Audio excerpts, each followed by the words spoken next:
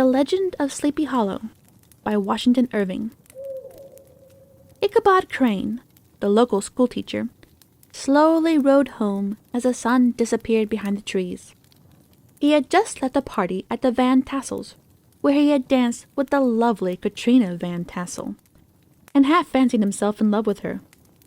The day had been going splendidly, until he joined the men on the porch, and they began telling tales of the supernatural.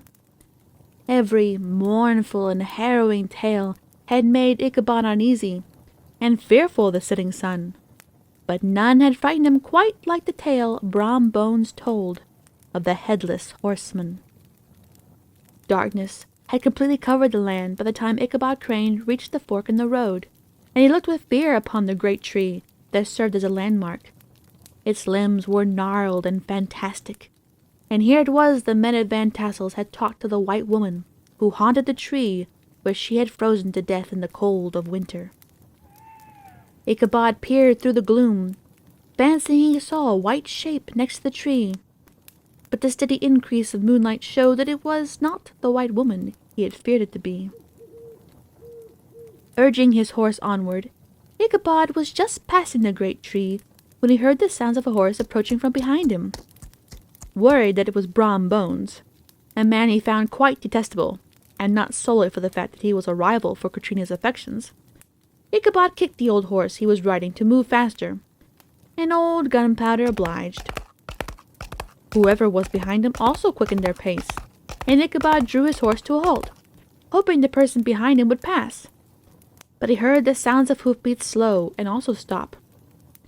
Spurring Gunpowder into a trot, Ichabod's heart thundered in his ear as he heard the horse behind him do likewise. No longer being able to stand ignorant of who was following him, Ichabod turned to look behind. Mounting the rise in the ground the schoolteacher had recently trod over, silhouetted against the moon, was his fellow traveler, gigantic in height and wearing a cloak. Ichabod was struck with horror when he saw that the rider was headless, and even more shocking was seeing that the head, which was strangely glowing, was being carried by the rider. Terror coursed through him, and Ichabod delivered a shower of kicks and blows to poor old Gunpowder, and the horse took off. The headless horseman leapt after him, and the two riders dashed down the road, stones flying at every bound. An opening in the trees revealed the church bridge up ahead, and Ichabod at last felt some relief. He recollected from Brom Bones' story that the headless horseman never went past the church, and he knew, if he could but pass the bridge, that he would be safe. Just as Gunpowder neared the bridge, Ichabod could hear the black steed of his pursuer panting and blowing close behind him.